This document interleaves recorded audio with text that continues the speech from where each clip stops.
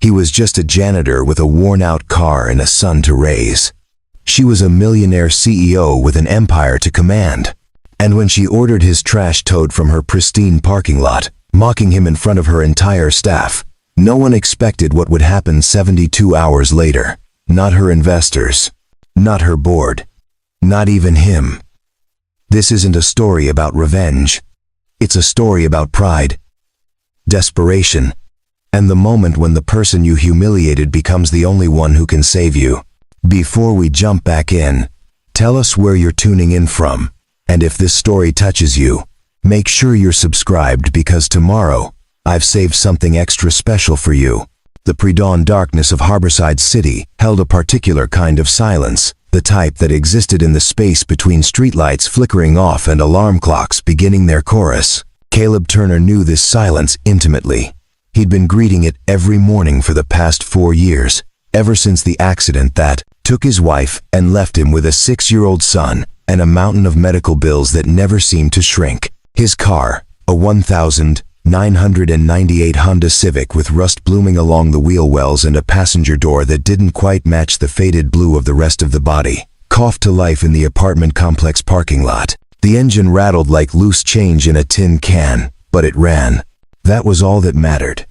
"Dad, the seatbelt stuck again," Ethan said from the back seat, his small fingers struggling with the buckle that had a mind of its own.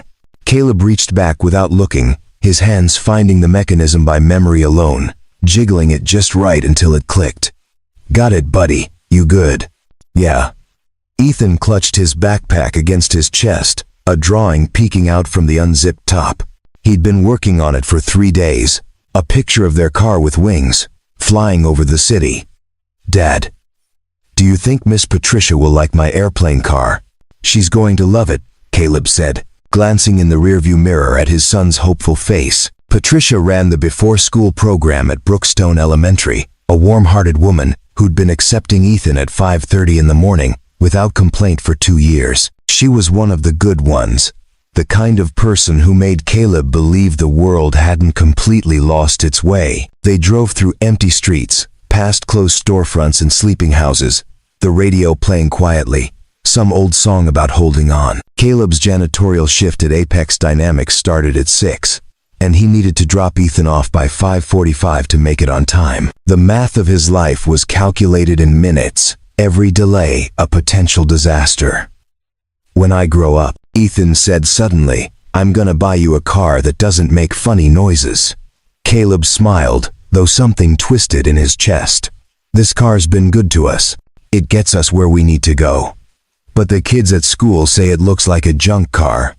"Those kids," Caleb said, carefully, "don't know what they're talking about. This car might not be pretty, but it's paid for. No one can take it from us. That's worth more than shiny paint."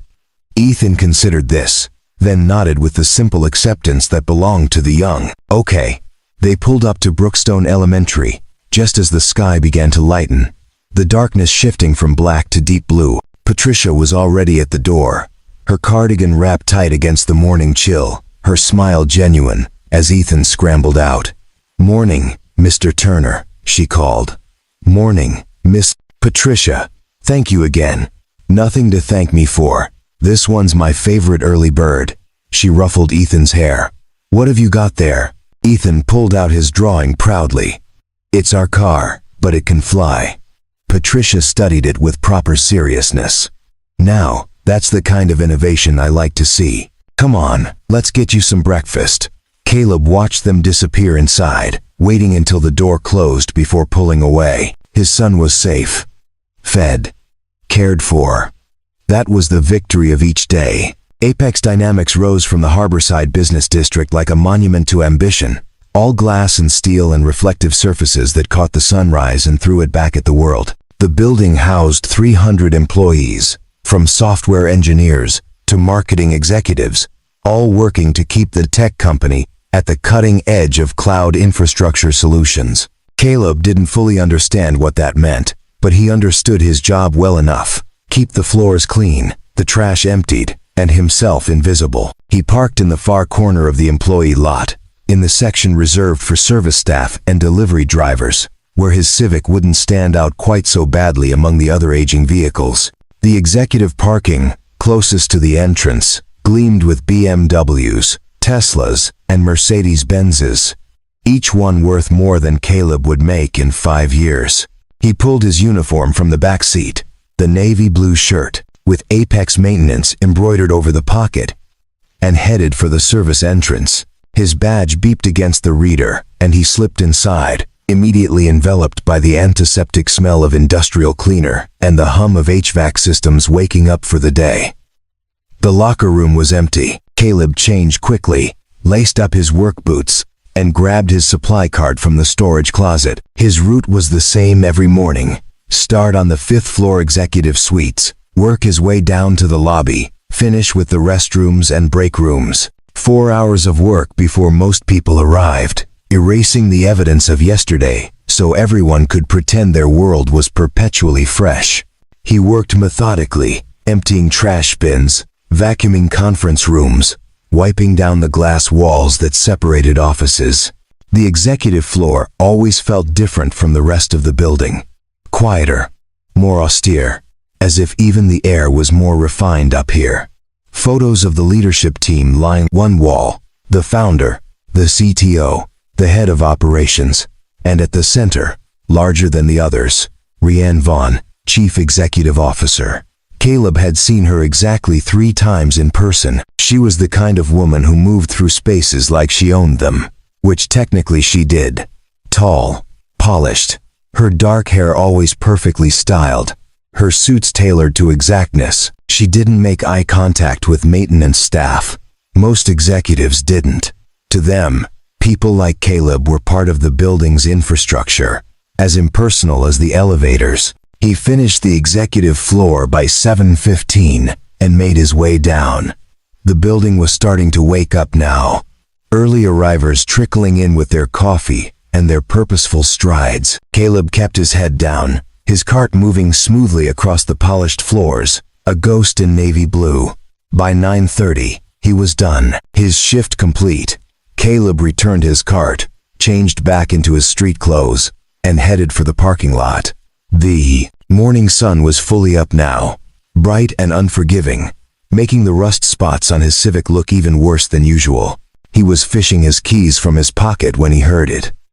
"Whose piece of junk is that?" The voice was sharp, cutting through the ambient noise of the parking lot like a blade. Caleb looked up. Rhiannon Vaughn stood 20 feet away, next to her silver Porsche Cayenne, staring directly at his car. She wasn't alone. 3 other executives clustered around her, all holding tablets and coffee cups, clearly in the middle of some outdoor meeting or walking discussion. They'd stopped, and now all 4 of them were looking at his Civic, like it was a dead animal someone had left to rot. Caleb's stomach dropped. He said nothing, hoping if he stayed quiet, they'd move on. They didn't. Rhiannon Vaughn had not built a $75 million company by accepting mediocrity. She'd clawed her way up from a mid-level analyst position at a failing startup to CEO of one of the fastest-growing cloud infrastructure companies in the region through sheer force of will, strategic brilliance, and an absolute refusal to settle. Everything in her world had to meet a standard. Everything had to reflect excellence, which was why the rusted, mismatched, barely functional vehicle squatting in her employee parking lot felt like a personal insult. "I'm serious," she said, her voice carrying across the parking lot. "Whose car is that?" It looks like it was assembled from 3 different junkyards. The executives with her, Graham from operations, Simone from marketing, and Todd from finance, exchanged uncertain glances. They'd learned over the years that when Rhiannon was in a mood, the safest strategy was to agree and move on. "It's pretty rough," Graham offered diplomatically. "Rough?" Rhiannon walked closer to the Civic, her heels clicking on the asphalt. "This thing is a safety hazard. Look at that rust. And is that door a completely different color? How is this even street legal?" Caleb stood frozen by the driver's side door, keys clutched in his hand, hoping desperately that she wouldn't notice him. But the universe wasn't that kind. "Oh," Rhiannon said, her eyes landing on him for the first time. Recognition flickered, not of him personally, but of his uniform. Your maintenance. It wasn't a question. It was a categorization. Yes, ma'am, Caleb said quietly. She looked from him to the car and back again. This is yours? Yes, ma'am. A small, incredulous laugh escaped her. You drive this to work every day? Park it in our company lot where clients and investors can see it? Caleb's jaw tightened, but he kept his voice level. I park in the employee section, ma'am. Far corner, out of the way. Preparing and narrating this story took us a lot of time. So if you are enjoying it, subscribe to our channel. It means a lot to us. Now back to the story. Out of the way. Rianne gestured broadly. It's an eyesore from every angle. This parking lot is part of our company's image. We have people touring our facilities constantly, venture capitalists, potential partners. And they're supposed to see this? Simone shifted uncomfortably. Rianne, maybe we should. Get this trash out of here, Rianne said, cutting her off. She pulled out her phone, already dialing. I'm calling campus security. This vehicle needs to be towed immediately. Wait, Caleb said, panic rising in his chest. Please, I need this car. I can't afford a tow fee, and I need it to pick up my son. That's not my problem, Rianne said, the phone already at her ear. You should have thought about that before bringing a junk heap onto company property.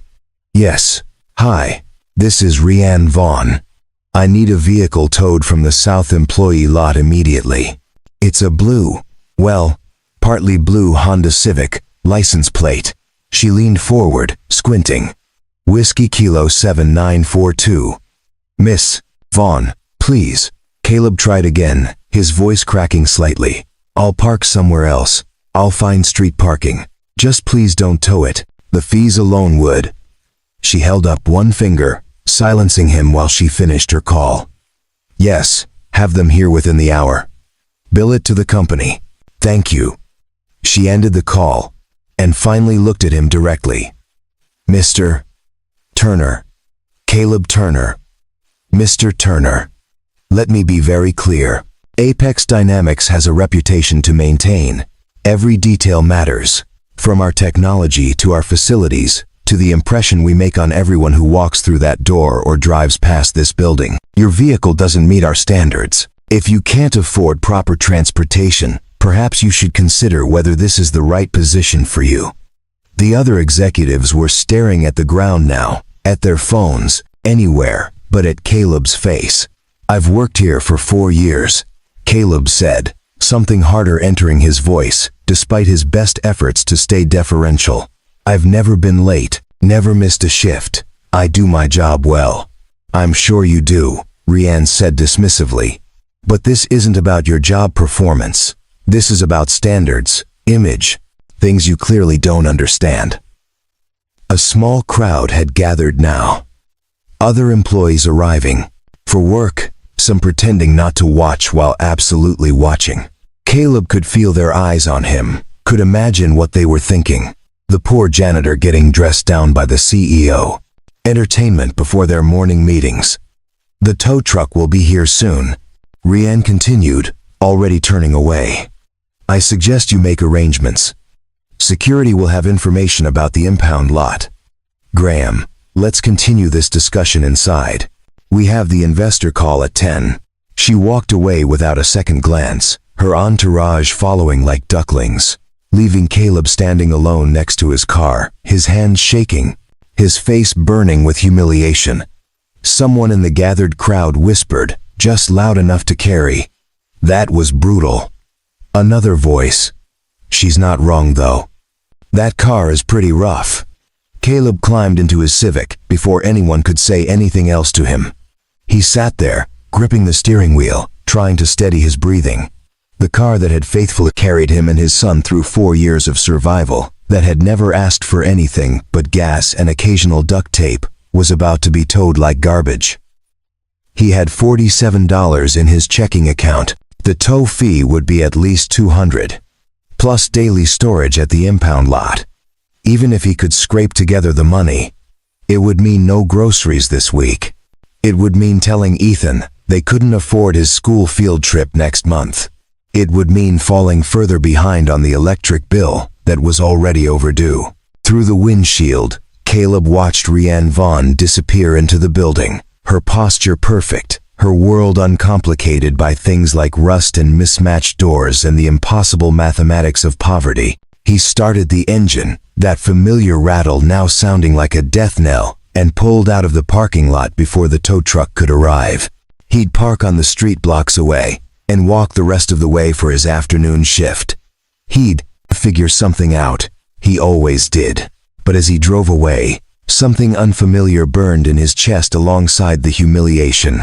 Not quite anger, not quite resentment. Something quieter but more dangerous. The feeling of being seen, finally, but in the worst possible way. What Caleb didn't know, what no one in that parking lot knew, was that 72 hours from now, Rianne Vaughn would be standing in a very different position, desperate, powerless, and the only person who could help her would be the man whose car she'd just called trash. Rianne Vaughn's corner office occupied the entire northeast section of the 5th floor, with floor-to-ceiling windows that offered a panoramic view of Harborside skyline and the bay beyond. The space was a study in controlled minimalism. A glass desk with a single laptop and a geometric pen holder, 2 white leather chairs for visitors, and 1 piece of art on the wall, an abstract painting in shades of gray and silver that had cost more than most people's cars.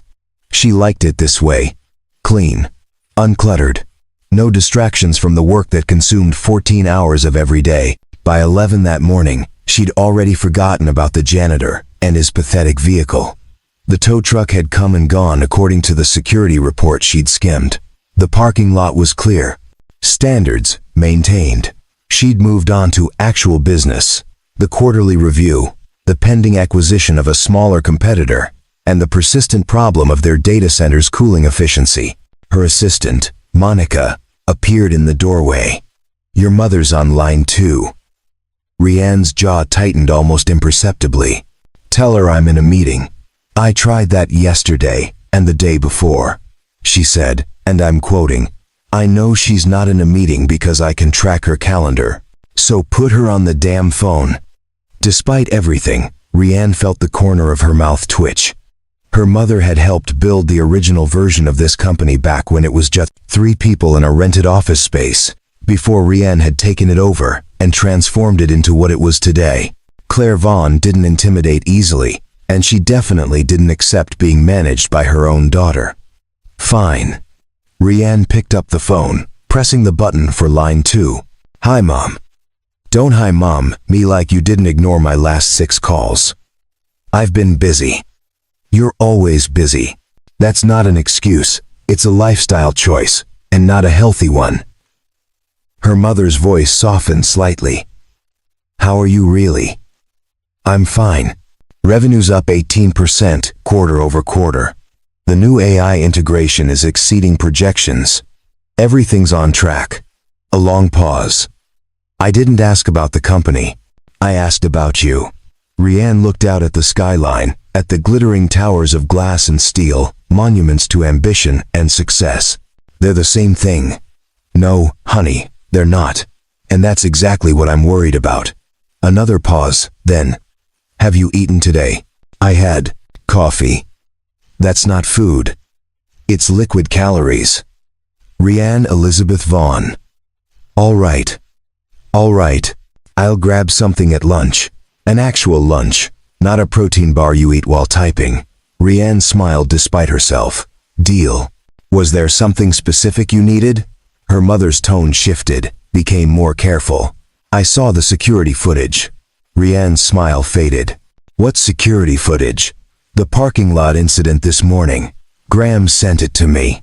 Said I should know what's happening at my own company." "Your company?" "I'm pretty sure I bought you out 3 years ago." "You bought my shares. You didn't buy my right to care." Her mother's voice hardened. "What were you thinking, treating that man like that? In public?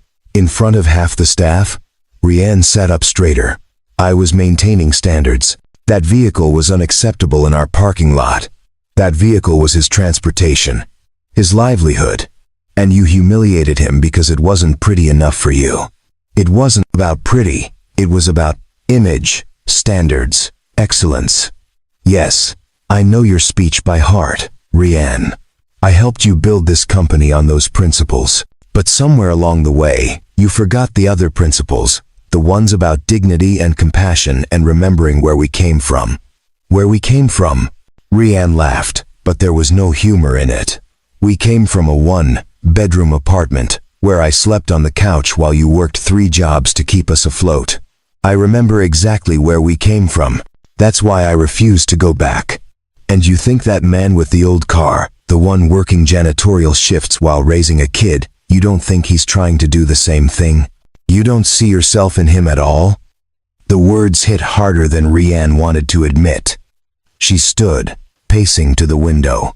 That's different. How? I worked my way up. I earned this.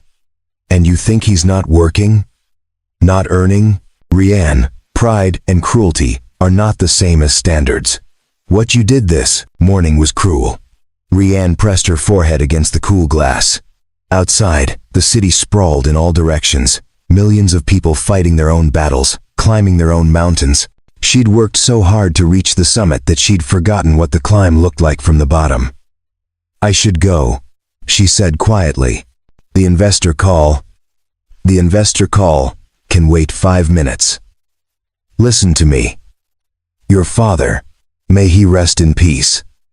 He taught me something important before he died. He said the true measure of success isn't how high you climb, it's how many hands you reach down to pull up with you. Rianne closed her eyes. Her father had been a mechanic, a man who could fix anything with an engine but who died at 49 from a heart attack, worn out from too many hours and too little rest. She'd been 17. It was his death that had lit the fire in her, the desperate need to never be vulnerable, never be poor, never be at the mercy of circumstances again. I hear you, Mom, she said finally. Do you? Because I'm not sure. That man this morning, he wasn't your enemy. He was just trying to survive. Like we did. Like everyone does. They talked for a few more minutes, the conversation drifting to safer topics, her mother's garden, the book club she'd joined, the neighbors she was feuding with over a property line. When they finally hung up, Rianne stood at the window for a long time, staring out at nothing. She pulled up the security footage on her computer, watched herself walk up to that beaten Honda, watched the way the janitor, Caleb Turner, had stood there, keys in hand, his body language screaming defeat, watched herself make the call, dismiss his protests, walk away without a second thought. She looked like her father's bosses. The men who'd underpaid him, overworked him, treated him as disposable. The men she'd sworn never to become.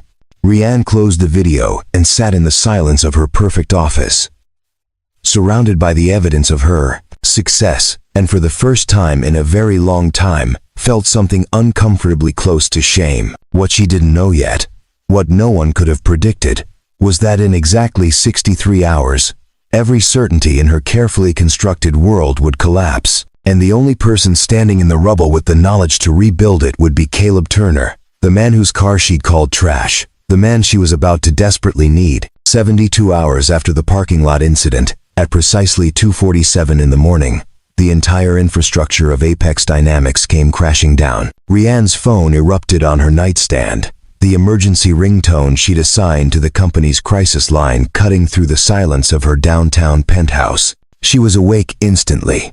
Years of high-stakes business training her body to shift from sleep to full alertness in seconds. Vaughn. She answered, already swinging her legs out of bed. Rianne, it's Graham. His voice was tight with barely controlled panic.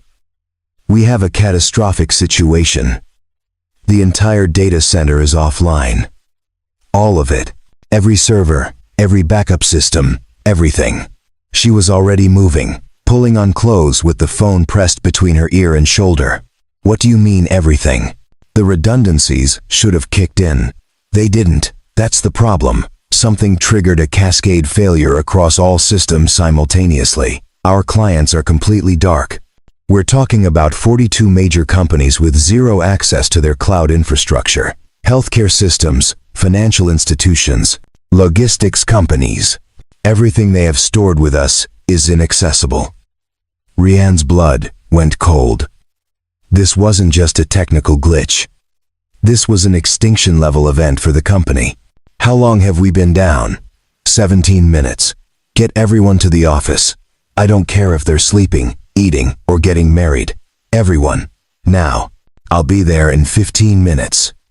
She made it in 12, her Porsche tearing through empty streets, running 2 red lights she'd gladly pay tickets for later.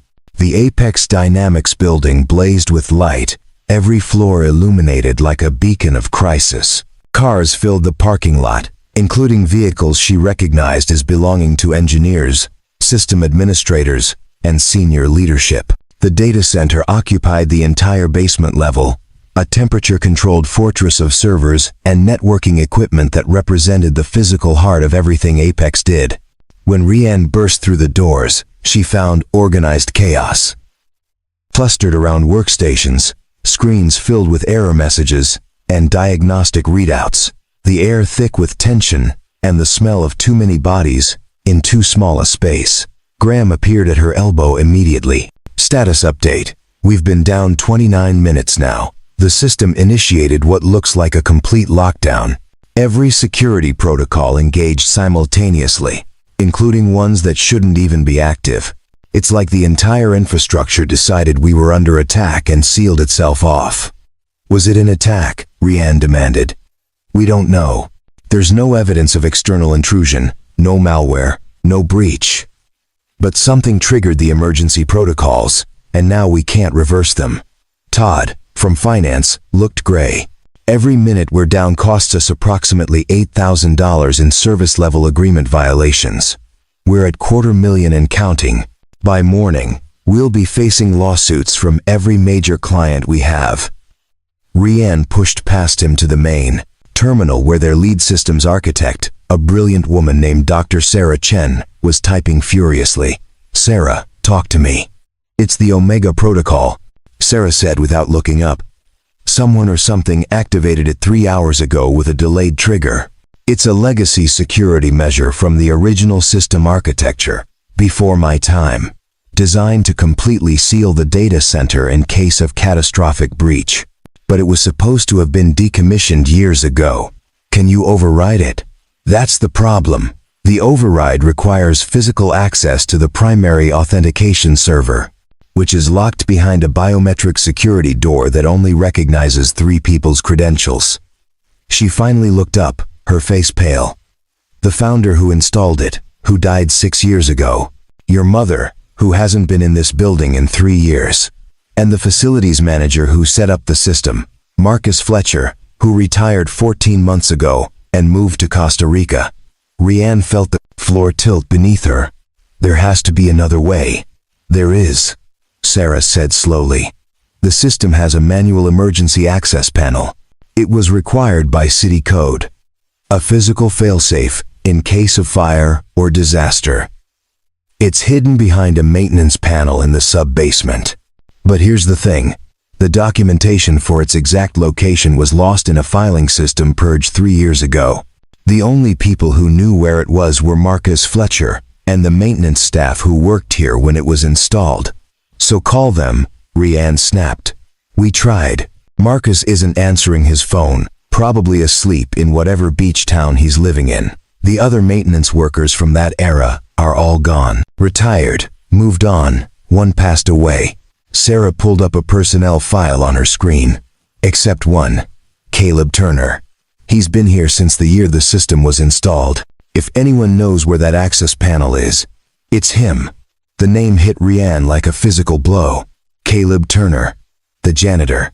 The man whose car she'd called trash 72 hours ago.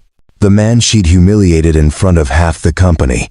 You're telling me, Rianne said slowly, that our entire company's survival depends on a janitor? Not just any janitor, Graham said quietly. The janitor you had towed and publicly humiliated 3 days ago. The room had gone silent, everyone suddenly very interested in their keyboards and screens, They'd all heard about the parking lot incident.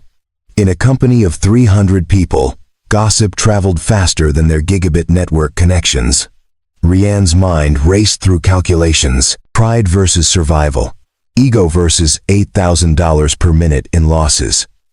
Her personal embarrassment versus the livelihoods of 300 employees and 42 client companies. It wasn't even close. "Where is he?"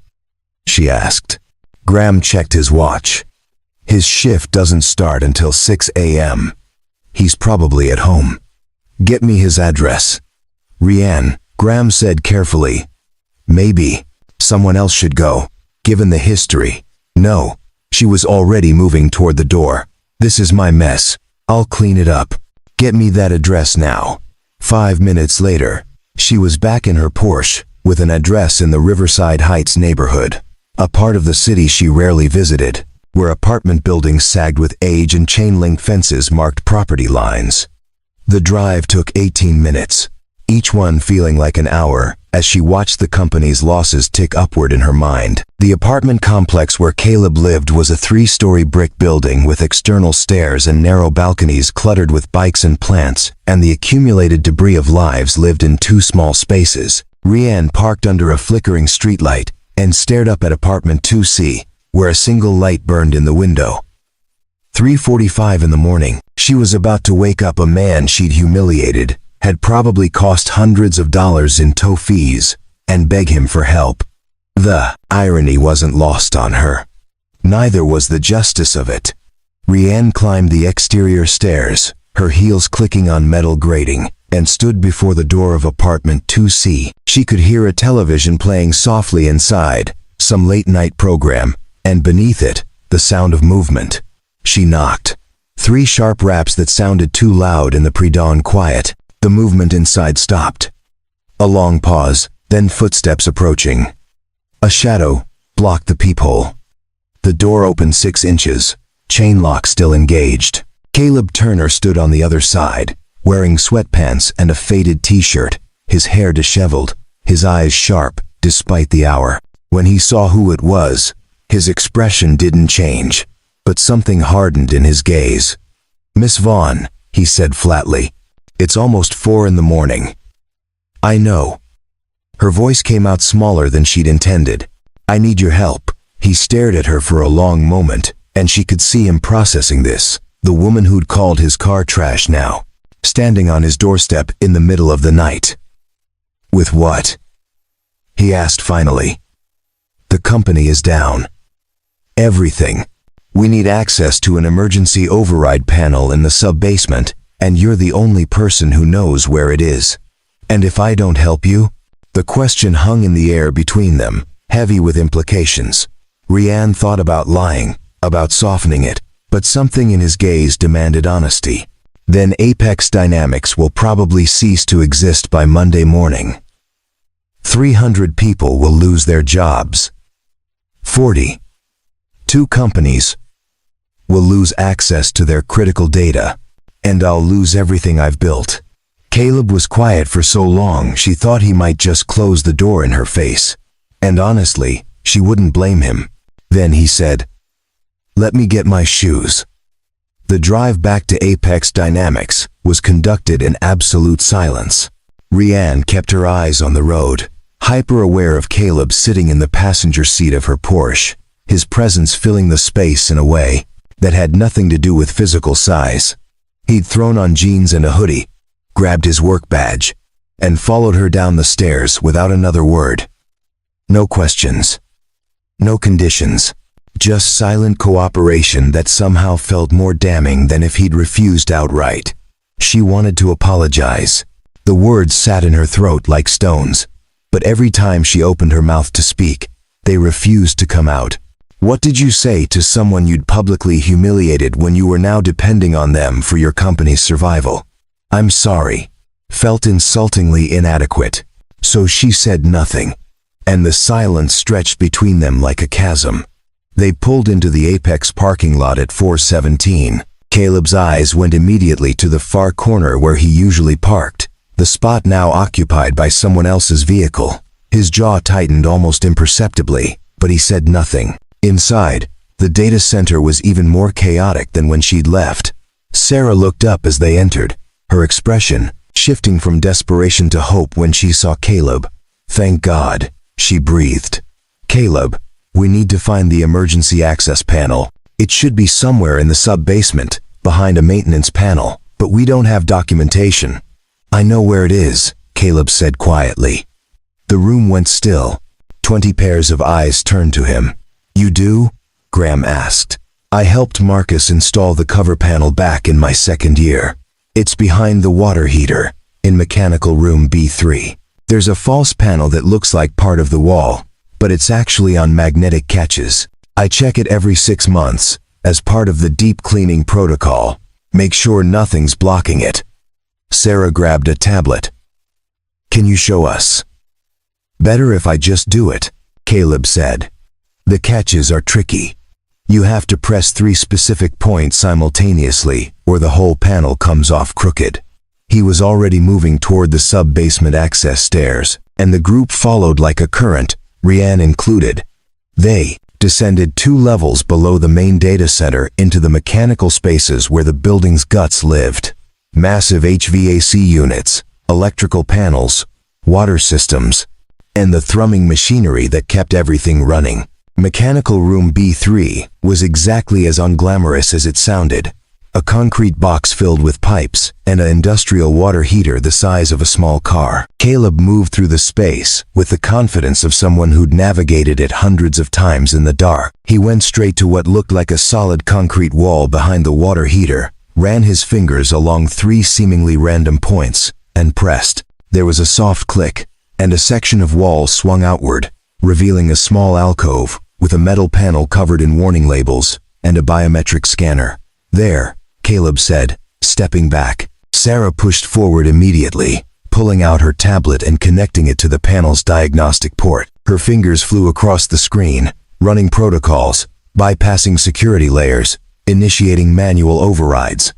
The minutes ticked by, each one costing the company thousands of dollars. Finally, after what felt like an eternity but was actually 7 minutes, the panel beeped. A green light appeared. Somewhere above them, a deep mechanical hum vibrated through the walls as systems began to wake. "We're online," someone shouted from the stairs, their voice echoing down.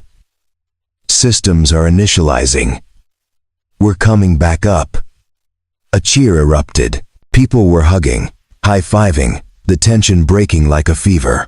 Sarah sagged against the wall, nearly crying with relief. Graham was already on his phone, calling clients, damage control mode fully engaged.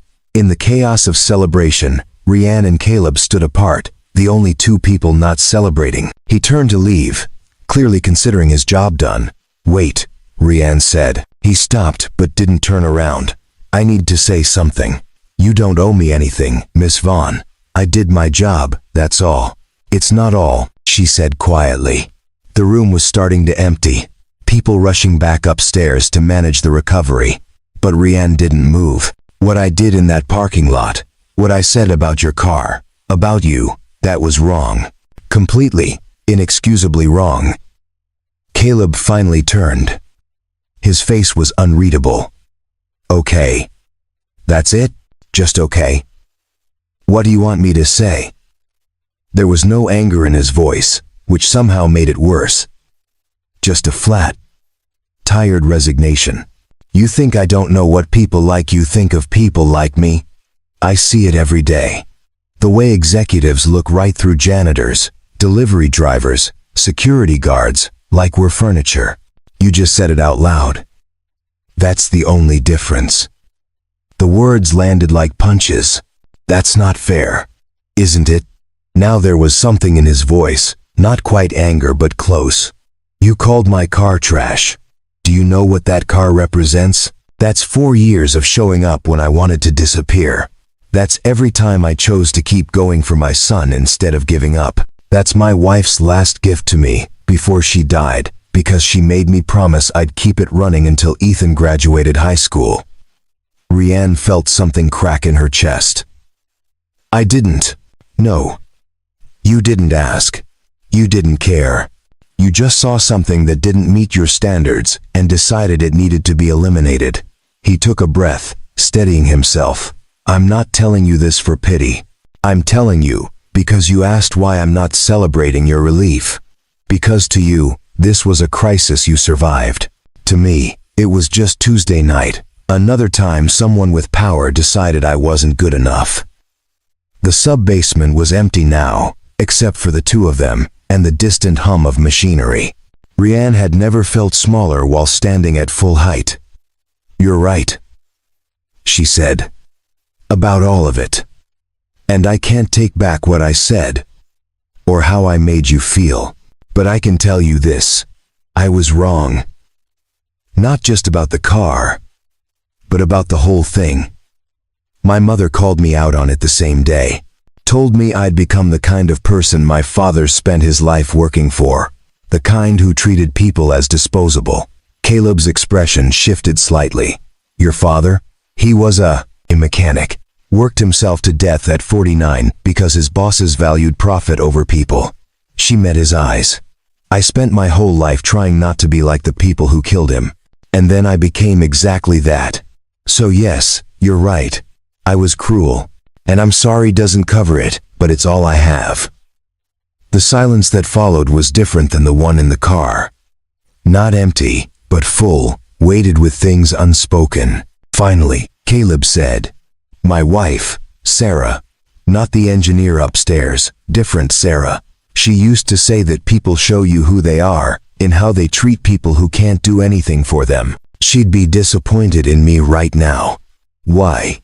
Because I'm standing here enjoying your discomfort instead of accepting your apology with grace. He managed a tired smile. She was better than me in most ways. Kept me honest. How long has she been gone? 4 years. Car accident on the way home from her night shift. Drunk driver ran a red light. He looked away. Ethan was 2. Doesn't remember her except through pictures and the stories I tell. Rianne thought about her own father. About how memories faded at the edges like old photographs. How you could lose someone's voice, their laugh, the specific way they made you feel safe. I'm sorry. Yeah, me too. He pushed his hands into his hoodie pockets. Look, I need to get home. Ethan wakes up at 5:30, and he panics if I'm not there. Of course, I'll drive you. I can call a ride, share. Caleb. She waited until he looked at her. Please, let me at least do that much. He studied her for a long moment, then nodded once. They walked back through the building together, past the celebrating engineers and the gradually stabilizing systems. At her car, Caleb paused before getting in. For what it's worth, he said, I hope you figure out who you want to be. Because the person who built a company that employs 300 people, that's not the same person who mocked a stranger's car. And you can't be both forever. Eventually, you have to choose. He climbed into the passenger seat, and Rianne stood there for a moment in the parking lot, in the space where everything had started to unravel 72 hours ago, and realized that Caleb Turner had just given her something more valuable than saving her company. He'd given her the truth. The drive back to Caleb's apartment took longer than it should have, not because of traffic. At 4:45 in the morning, the streets were nearly empty, but because halfway there, Rianne pulled into the parking lot of an all-night diner and turned off the engine. What are we doing? Caleb asked. I don't know, she admitted. I just felt like I shouldn't take you home yet. Like there's something unfinished. He looked at her for a long moment. Then at the diner with its flickering neon sign that read Stella's, open 24/7. Since 1987. A tired smile crossed his face. Sarah loved this place. Terrible coffee. But the pancakes were amazing. Your wife? He nodded. She worked night shifts at St. Catherine's Hospital, pediatric nursing. This was her spot for breakfast before heading home. I brought Ethan here on the anniversary of her death last year. He ordered chocolate chip pancakes, and when they came, he cried because he said they tasted like a hug. Rianne felt her throat tighten. That's beautiful. It's also heartbreaking. He was 5. He shouldn't have memories that hurt that much. They sat in the idling car, neither moving to get out, neither suggesting they leave. Can I ask you something? Rianne said finally. Depends on the question. Why did you help me tonight? After everything I did, you could have let the company burn. Let me fail. Instead, you came without hesitation. Caleb was quiet for a long time, staring through the windshield at the diner's windows where a lone waitress wiped down tables. Because Ethan was watching, he said finally. Not literally, he was asleep. But I knew in the morning I'd have to look at him and know what kind of man I'd been in the middle of the night. And I didn't want to be the kind of man who lets 300 people lose their jobs because his pride got hurt. That's remarkably evolved. It's remarkably exhausting. He corrected. Being the bigger person all the time is just another name for swallowing your anger until it becomes part of your DNA. But I do it anyway, because someone has to show Ethan that you can be hurt and still choose kindness. That you can be knocked down and still help people up. Your wife taught you that? My wife lived that. I'm just trying not to forget the lesson. He turned to look at her. Why did you really pull over here? This isn't about the company anymore. Rianne gripped the steering wheel, her knuckles white. Because I looked at you tonight, and I saw my father. Not physically, but the way you carry yourself. The quiet dignity of someone who does hard work without expecting recognition.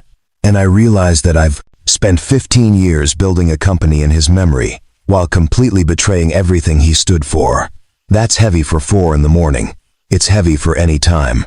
She finally released the wheel, her hands falling to her lap. My father's name was Robert. He worked at Patterson's Auto Service for 23 years. Never owned the place, never got promoted past lead mechanic. But he knew every customer by name. Remembered what their kids were studying in school, whether their grandmother's hip surgery went well, all of it. People trusted him. Sounds like a good man. He was the best man, and his bosses worked him to death. Literally. 70-hour weeks, constant pressure, no benefits worth mentioning. When he had his heart attack, he was alone in the garage at 8 p.m., trying to finish a rush job they'd promised a customer. The owner came in the next morning, found him, and the first thing he said, according to the police report, was that he hoped my father had finished the transmission rebuild. Caleb's expression darkened. Jesus. I was 22, in graduate school, studying business administration. I came home for the funeral, listened to his bosses give speeches about what a reliable worker he'd been, and I swore that I'd build something different. A company that valued people, that treated employees like human beings, not resources to be extracted and discarded. And instead, you became them. The words should have hurt, but they didn't. They just felt true. Yeah. Somewhere between the mission statement and the profit margins, I forgot why I started. I got so focused on success, on never being vulnerable, never being poor, never being powerless like my father was, that I became the person wielding the power without mercy. They sat in silence, the engine ticking as it cooled, the early morning pressing against the windows. You want to know the worst part? Rianne said. When I called for your car to be towed, I felt justified. Righteous, even. Like I was maintaining standards. It wasn't until my mother called me, until I watched that security footage, that I realized I'd been looking at your car the way my father's bosses looked at him, as something that didn't measure up, something disposable. But you're here now, Caleb said. That counts for something. Does it? Or am I just here because the universe forced me to confront it? If the systems hadn't crashed, if I hadn't needed you, would I ever have apologized? I don't know, would you? Rianne thought about that. Really thought about it. I want to say yes, but honestly, I'm not sure. And that terrifies me. Caleb opened the car door. Come on. Where? Inside. If we're going to have an existential crisis, we might as well have pancakes with it. Despite everything, Rianne laughed. She followed him into Stella's diner, where the waitress, a woman in her 60s with kind eyes and a name tag that read, Dorothy, greeted Caleb like family. Caleb Turner, as I live and breathe. Haven't seen you since last March. How's your boy? He's good, Dorothy. Growing like a weed. They do that. Makes you old fast. Dorothy grabbed 2 menus. Your usual table? They slid into a booth by the window. The vinyl seats cracked but clean. The table slightly uneven but sturdy. Dorothy brought coffee without asking. The terrible coffee Caleb had mentioned. Bitter and burned but somehow perfect for 5 in the morning. So, Caleb said, dumping 3 sugars into his cup, since we're apparently having breakthrough therapy at a diner, let me ask you something. What do you actually want? Not the company goals, not the quarterly targets. What does Rianne Vaughn want when she's not being a CEO? The question caught her off guard. I don't know. Then that's your problem right there. You can't be a good leader if you don't know who you are when you're not leading. That's very philosophical. That's very stolen from my wife's therapist, who she made me see after Ethan was born, and I was having panic attacks about being a father. He smiled at the memory. Sarah dragged me to 6 sessions. I hated every minute, but the therapist said something that stuck. You can't pour from an empty cup. If you don't know what fills you up, you'll just keep demanding everyone else stay thirsty so you don't have to face your own emptiness.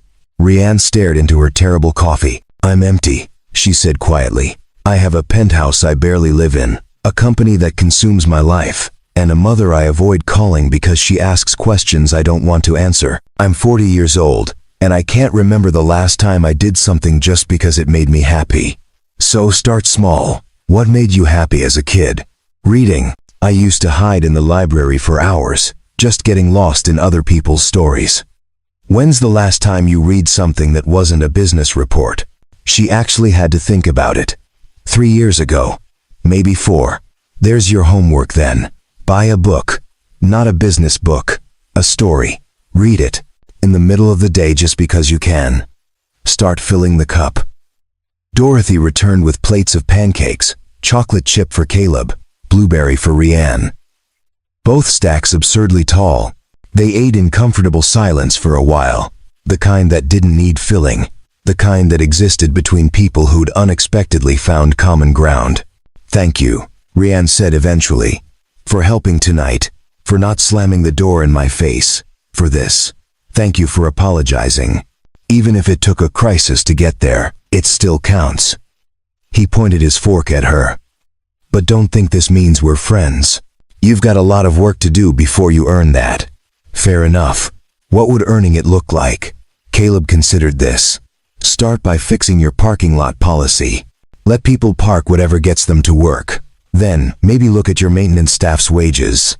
We haven't had a raise in 3 years, and the cost of living sure hasn't stayed flat. Then maybe just try walking through that building and looking people in the eye. Janitors, security guards, cafeteria workers. Learn their names. Remember them. I can do that. We'll see. They finished their pancakes as the sun began to rise, painting the sky in shades of orange and pink. By the time Rianne dropped Caleb at his apartment, it was 6:15, and the world was waking up. Ethan will be up any minute, Caleb said, opening the door. Thanks for the ride. And the pancakes. Thank you for saving my company. And for being honest. He paused halfway out. Hey, Miss Vaughn. Rianne. Please. Rianne. That person you're afraid you've become. The one who looks like your father's bosses. That person isn't permanent. You can choose different. Every single day. You can choose different. That's the gift of still being alive. Don't waste it. He closed the door and headed up the stairs, taking them 2 at a time, rushing toward his son and the beginning of another day. Rianne sat in her car for a long time, watching the sun climb higher, thinking about choices and cups, and the terrifying freedom of knowing you could still change. Then she pulled out her phone and called her mother. Mom, it's me. Can we have lunch today? I need to tell you about something. 3 weeks after the data center crisis, Rhiannon Vaughn did something she hadn't done in 7 years. She left the office at 3 in the afternoon on a Wednesday. Her assistant Monica nearly fell out of her chair when Rhiannon announced she was taking a personal half-day. The board meeting scheduled for 4 was rescheduled. The investor calls were delegated, and for the first time since founding Apex Dynamics, Rhiannon walked out of that glass tower while the sun was still high in the sky, feeling equal parts liberated and terrified. She'd been thinking about Caleb's words constantly.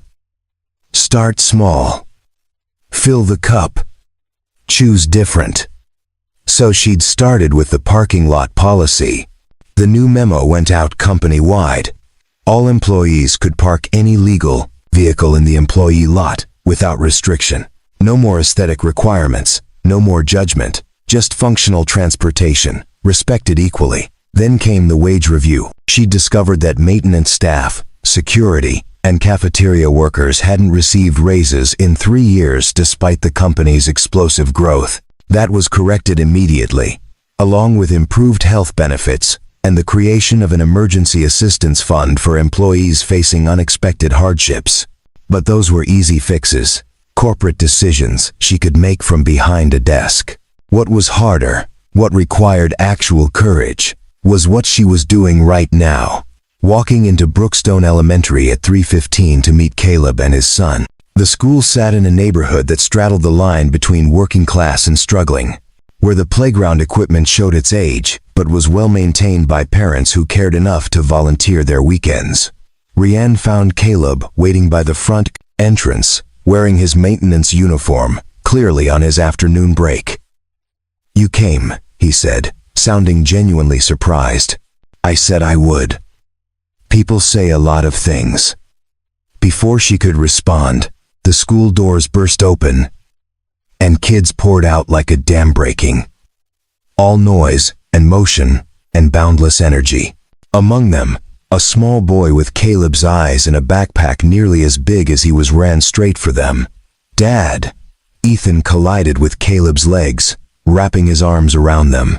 Then he noticed Rhiannon and went shy, half hiding behind his father. Ethan, this is Miss Vaughn. She's my boss at work. Miss Vaughn, this is Ethan. Just Rhiannon is fine, she said, crouching down to his level. Your dad tells me you're quite the artist. Ethan peeked out, curious. You know about my drawings? I've heard you're pretty amazing. I actually can't draw at all. Stick figures are about my limit. This seemed to relax him. That's okay. My teacher says everyone's good at different things. What are you good at? Numbers, mostly. And organizing things. Very boring compared to art. Numbers aren't boring, Ethan said seriously. They're like puzzles. Dad says you need numbers to make sure everyone gets paid. Caleb smiled. I might have simplified the concept of corporate finance a bit. They walked together toward the small park adjacent to the school, where Ethan immediately made a beeline for the swings. Rhiannon and Caleb sat on a nearby bench, watching him pump his legs to gain height, his laughter carrying on the afternoon breeze. He seems happy, Rhiannon observed. He is, mostly. He has hard days, especially around Sarah's birthday and their anniversary. But he's resilient. Kids are like that. They bend instead of breaking, if you give them the support to spring back. You're doing a good job with him. I'm doing my best. Some days that's enough. Some days it isn't. He glanced at her. So what made you actually take me up on the invitation? When I mentioned it last week, I figured you'd be too busy. I was planning to be too busy. Then I realized that being too busy was just another excuse to avoid things that scared me. Meeting a 6-year-old scares you? Meeting the life I could have had if I'd made different choices scares me. Seeing what normal looks like when I've spent 15 years convinced that normal was the enemy of success. Ethan came running over, breathless and grinning. Dad, can I show Rhiannon my notebook? If she wants to see it. Ethan looked at her hopefully.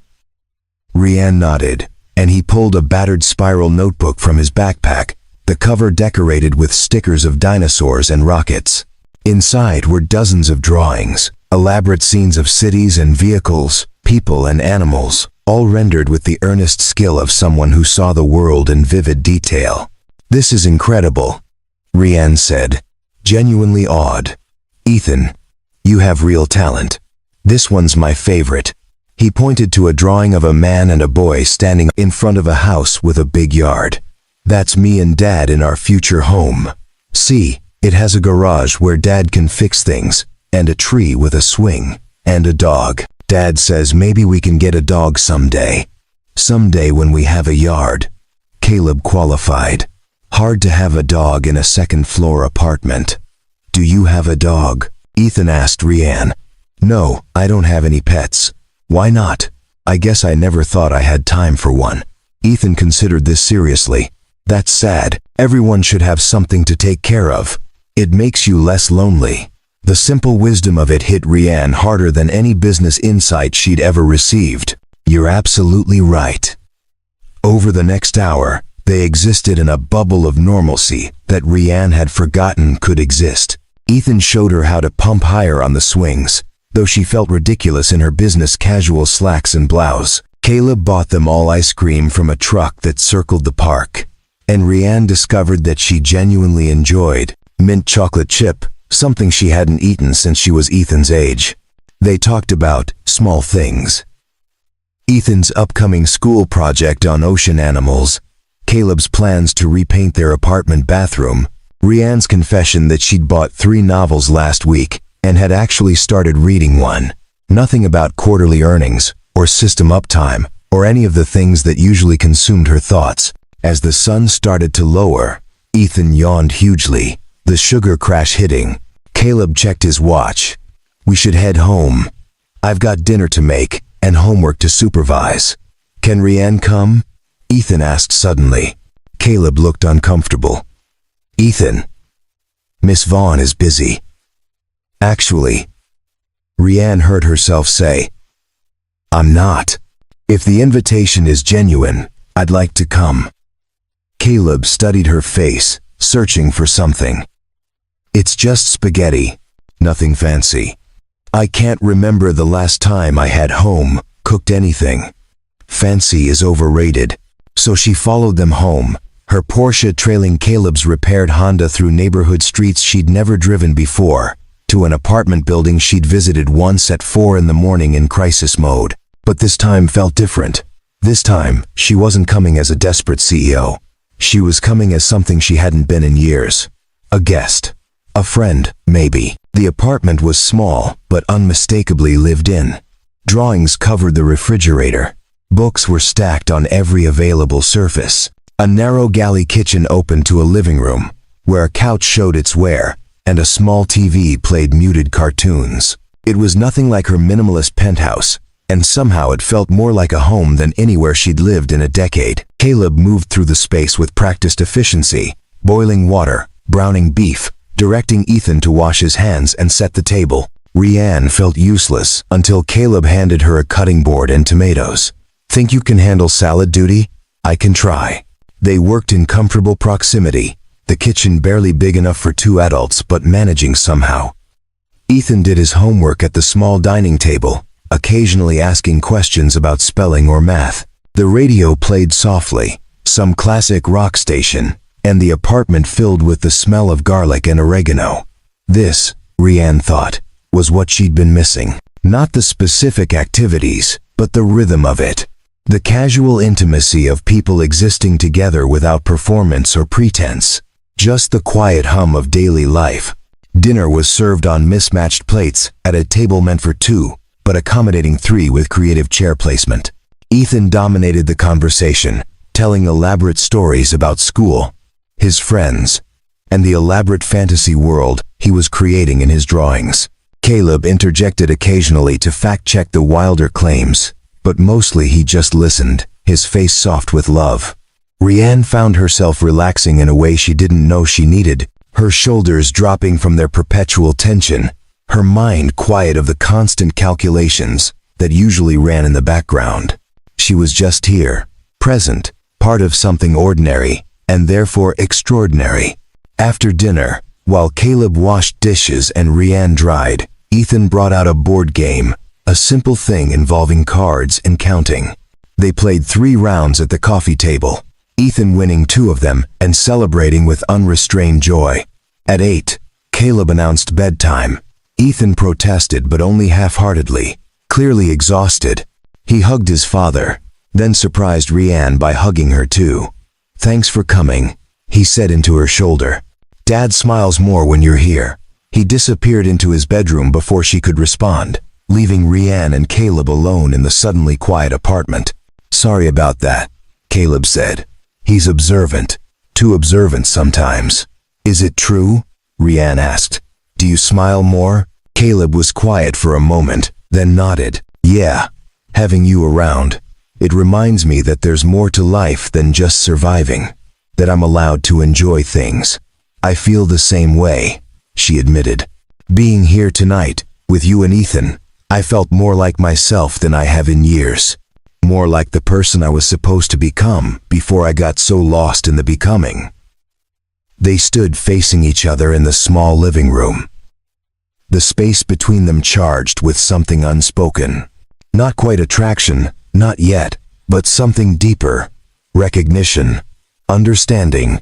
The beginning of something neither of them had been looking for but both desperately needed. "Thank you for letting me in," Rianne said softly. "Into this.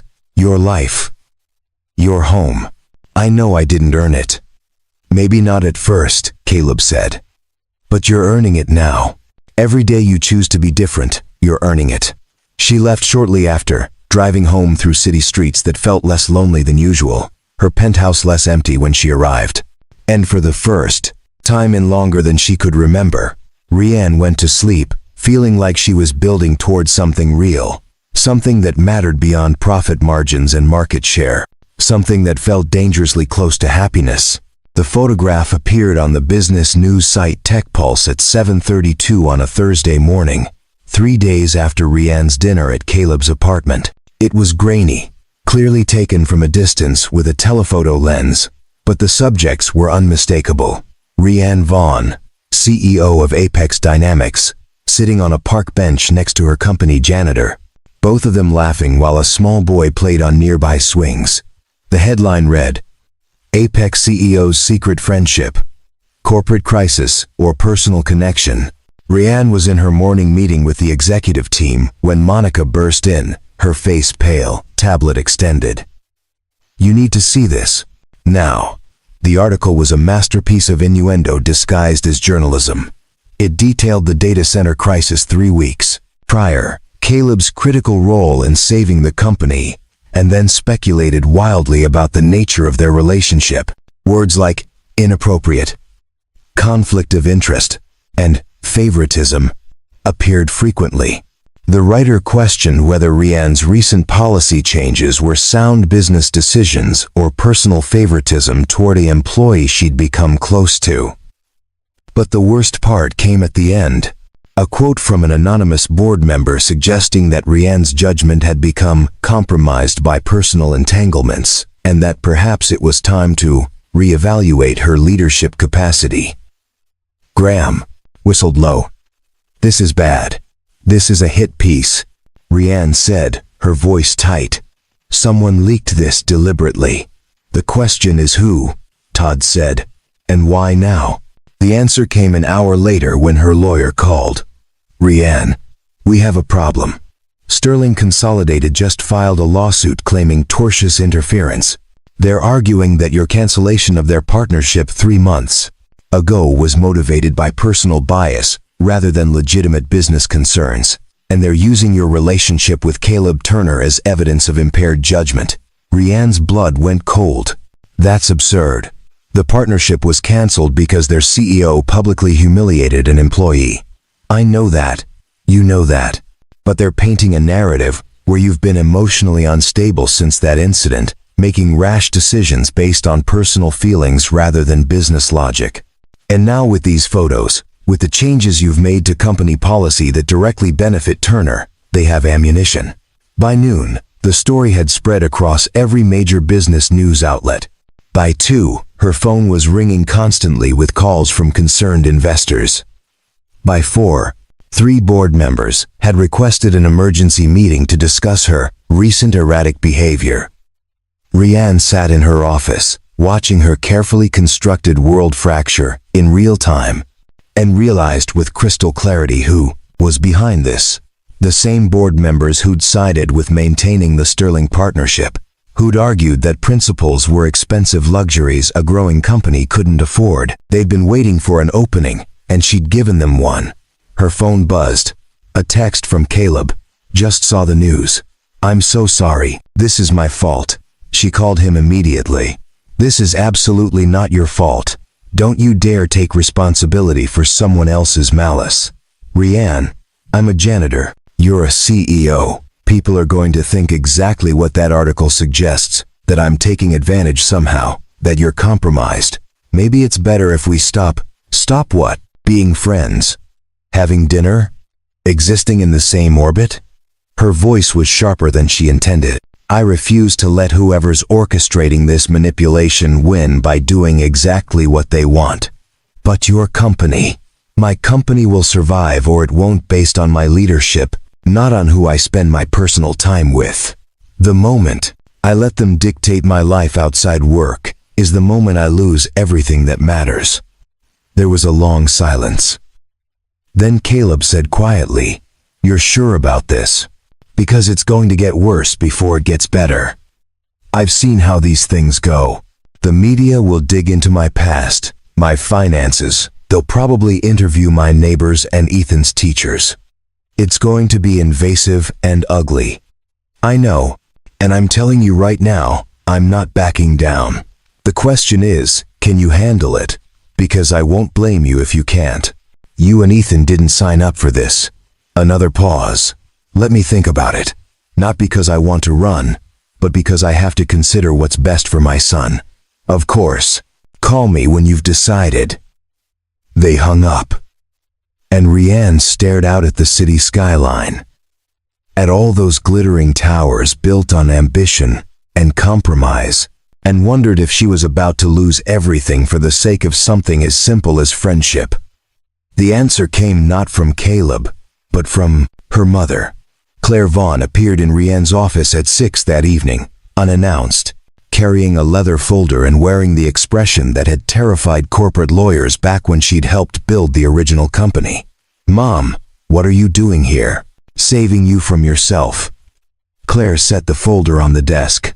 Inside you'll find documented evidence that 3 of your board members have been in talks with Sterling Consolidated about a potential buyout.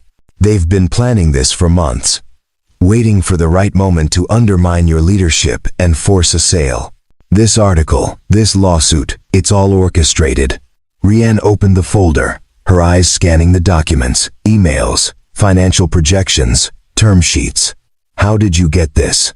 I still have friends in this industry, and not all of them are sharks.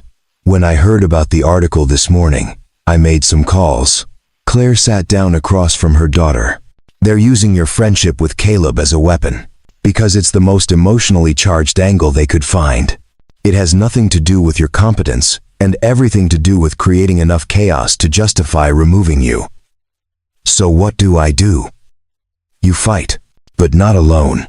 Her mother pulled out her phone and made a call. Graham, it's Claire Vaughn. Get the loyal board members together. The ones who actually give a damn about this company's mission. Rianne's office. 1 hour. She hung up and looked at her daughter. You're going to need allies, real ones, and you're going to need to decide right now what you're willing to sacrifice to win this fight. I'm not sacrificing Caleb. I didn't think you would. Your father didn't raise a coward, and neither did I. Claire stood, gathering her things. But understand something, if you stand by him publicly, you're making a statement about who you are and what you value. There's no walking that back. You'll lose some people. Some investors will pull out. Some clients might leave. Are you prepared for that? Rianne thought about Ethan's drawing of a house with a yard and a dog. About Caleb teaching her to swing higher. About home-cooked spaghetti and mismatched plates and the way it felt to be part of something that mattered beyond market capitalization. "Yeah," she said. "I'm prepared." The emergency board meeting convened at 7. Of the 12 board members, 7 attended. 5 conspicuously absent, the same 5 Claire had identified as being involved in the Sterling buyout scheme. Rianne stood at the head of the table, her mother beside her, and laid out everything. The orchestrated attack, the buyout negotiations, the deliberate timing, designed to destabilize her leadership.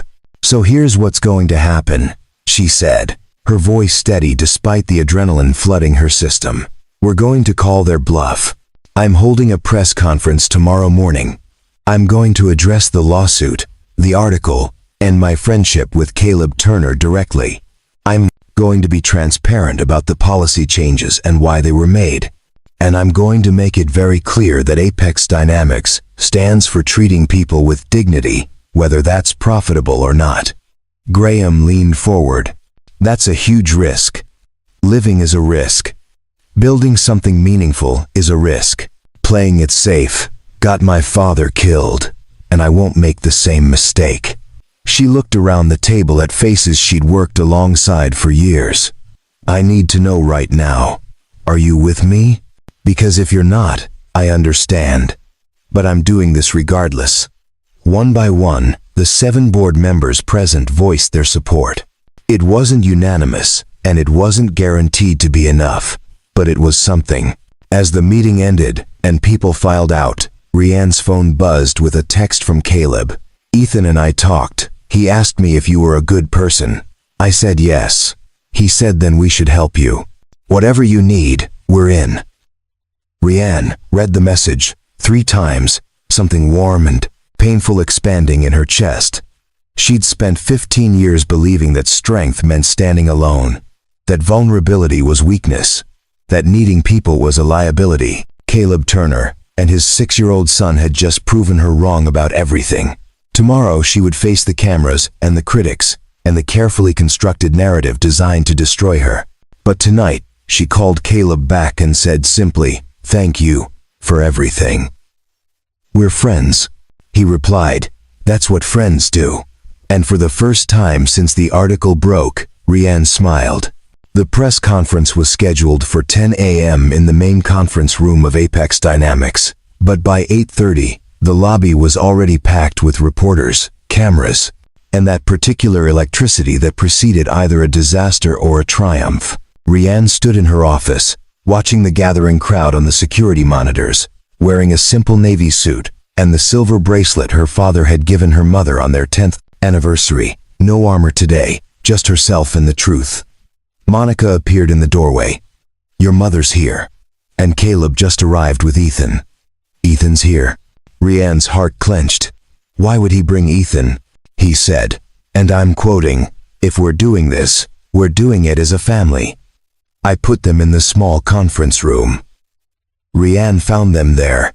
Caleb in pressed khakis and a button-down shirt that was probably the nicest thing he owned.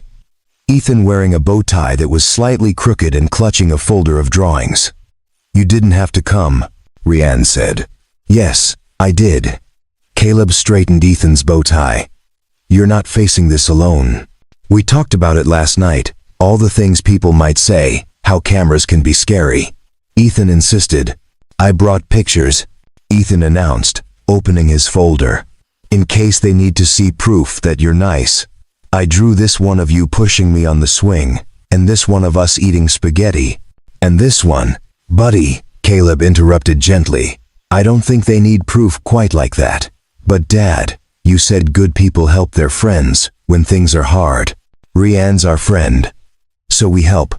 The simple logic of a 6-year-old, cutting through all the complexity to the truth underneath. Rianne knelt in front of him. "Thank you, Ethan. You're one of the bravest people I know." "My mom was brave," he said seriously. "Dad says she was scared of getting sick, but she was brave anyway. So I can be brave too." Rianne looked up at Caleb, who had that expression parents get when their hearts are breaking and swelling simultaneously. "Your mom would be very proud of you," she said. At 9:45, they gathered in the hallway outside the conference room. Rianne's mother appeared, impeccably dressed, radiating the kind of quiet power that came from surviving decades in a cutthroat industry. She took one look at the three of them and nodded approvingly. "Good, you look like real people, not corporate robots. That's what they need to see." She fixed Rianne with a stern look. "Remember, you're not apologizing. You're explaining. There's a difference." "I know, Mom. And if anyone asks inappropriate questions about your personal life, you shut them down immediately. You're a CEO, not a reality show contestant." Graham appeared with final updates. "The board members opposing you sent a statement to the press. They're calling for your resignation, claiming you've lost objectivity. Sterling's lawyer is in the third row, probably hoping you'll say something he can use in the lawsuit." "Good," Rianne said. "Let them watch." At precisely 10 a.m., they walked in. The camera flashes were blinding, the noise level overwhelming. Rianne took her place behind the podium, Caleb and Ethan standing slightly behind her, and to the left, Claire Vaughn, to her right, and Graham beside her. A united front. She waited for the noise to settle, then spoke clearly into the microphone. "Good morning. My name is Rianne Vaughn, and I'm the CEO and founder of Apex Dynamics. I've called this press conference to address the recent articles, allegations, and speculation about my leadership and my personal relationships. I'm going to be completely transparent because I believe this company was built on honesty, and I won't compromise that now." She took a breath. 3 weeks ago, our company experienced a catastrophic system failure. For those unfamiliar with our business, this represented an existential threat. 42 client companies lost access to their data. We were looking at millions in damages and the very real possibility of complete failure. The room was silent, every recorder raised, every camera focused. The crisis was resolved by Caleb Turner, a member of our maintenance staff, who had institutional knowledge that proved critical to our recovery. Without his help, freely given, in the middle of the night, Apex Dynamics would not exist today. She gestured to Caleb, who stood straight despite clearly wanting to disappear. "Mr. Turner is also my friend. Over the past few weeks, I've had the privilege of getting to know him and his son Ethan. I've had dinner in their home. I've spent time with them outside of work. And yes, this friendship influenced my recent decisions regarding company policy." Murmurs rippled through the crowd. Rianne pressed on. "It influenced me to look at our wage structures and realize we hadn't given raises to essential staff in 3 years despite record growth. It influenced me to examine our parking policies and recognize they were elitist and served no practical purpose.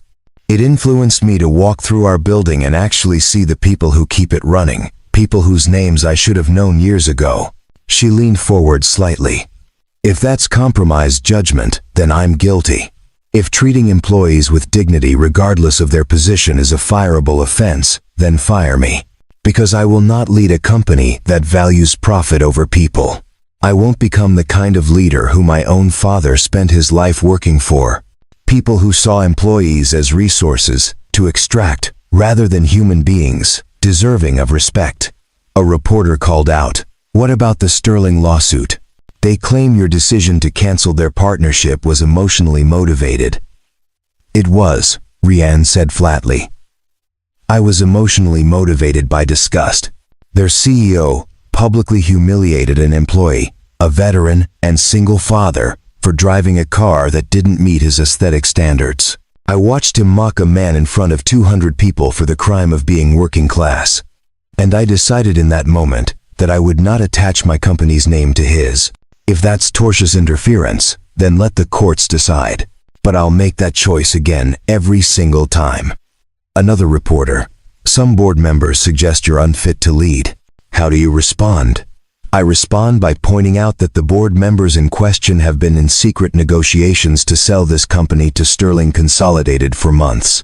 They're not concerned about my fitness to lead. They're concerned that my values are getting in the way of their profit margins." She pulled out copies of the documents her mother had provided. I have documented evidence of these negotiations, which I'm happy to provide to any journalist interested in the full story. The room erupted. Reporters shouting questions, cameras flashing, the sterling lawyer looking furious in the third row.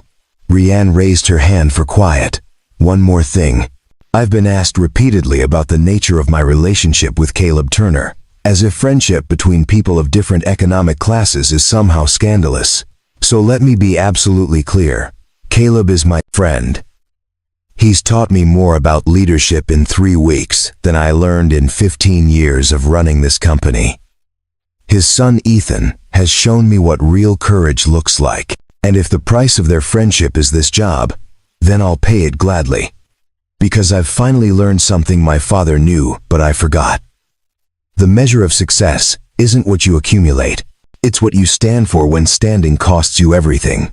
She stepped back from the podium. I'm not taking questions about my personal life, but I'll answer anything about company operations or policy changes. Your choice. The questions came rapid fire. About the wage increases, the policy changes, the financial projections for next quarter. Rianne answered them all with the same calm confidence, Graham occasionally interjecting with technical details. Then a voice from the back. Mr. Turner, what do you say to people who claim you're taking advantage of Miss Vaughn's position? Every camera swung to Caleb. Rianne started to step in, but he touched her arm lightly, silently asking for space. He moved to the microphone, clearly uncomfortable, but determined. I say those people don't know what they're talking about. I didn't ask for Miss Vaughn's friendship. I didn't seek her out or try to gain advantage. I just did my job and tried to be a decent human being. The fact that a CEO and a janitor becoming friends seems impossible to people, that's the real problem. Not me. Not her. But a system that says we're supposed to stay in our separate boxes and never connect as equals. His voice grew stronger. My wife used to say that kindness costs nothing but means everything. Miss Vaughn showed my son kindness. She showed me respect when she didn't have to. She admitted she was wrong and tried to make it right. If that makes her unfit to lead, then I don't want to live in a world where the fit leaders are the ones who can't admit mistakes or see people as people. He stepped back, and Ethan suddenly darted forward, holding up one of his drawings. This is Rianne pushing me on the swing, he announced to the room full of reporters. She's nice, and she makes my dad smile. That's all you need to know. For a moment, the entire room froze. Then, from somewhere in the middle of the press corps, someone started clapping, then another, then more, until half the room was applauding. A 6-year-old's impassioned defense of his friend. Rianne felt tears prick her eyes, but refused to let them fall. Not yet. Instead, she returned to the microphone. Thank you all for coming. I look forward to proving over the coming months that Apex Dynamics can be both profitable and principled. And to the board members calling for my resignation, you're welcome to try, but I'm not going anywhere. She walked off the platform, Caleb and Ethan following, her mother bringing up the rear like a protective guard. Behind them, the reporters erupted into chaos, everyone shouting questions, but they didn't stop. In the hallway, away from the cameras, Rianne finally let out the breath she'd been holding. Caleb was shaking slightly, adrenaline clearly catching up with him. I can't believe I just did that, he said.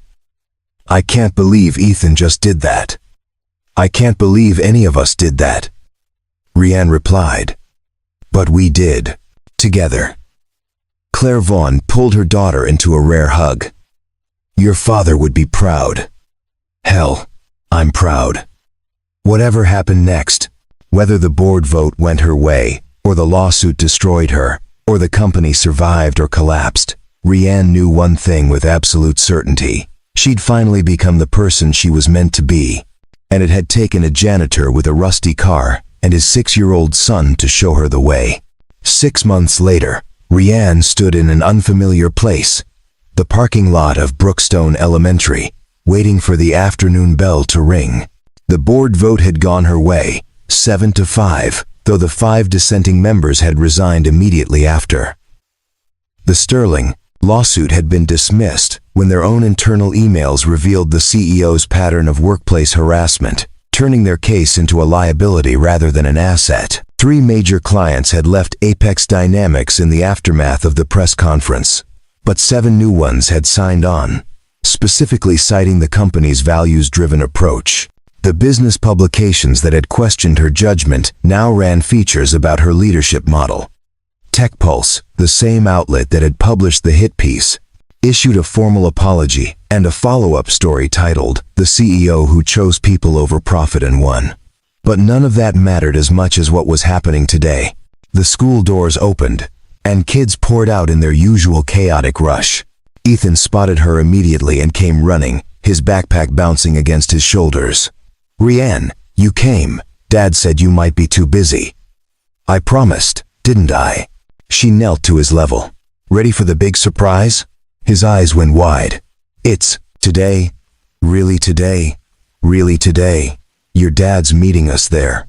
They drove across town in Rianne's car, Ethan bouncing in the back seat with barely contained excitement. When they pulled up to the address, Caleb was already there, leaning against his Honda, which now sported a fresh paint job courtesy of Apex's expanded employee assistance program.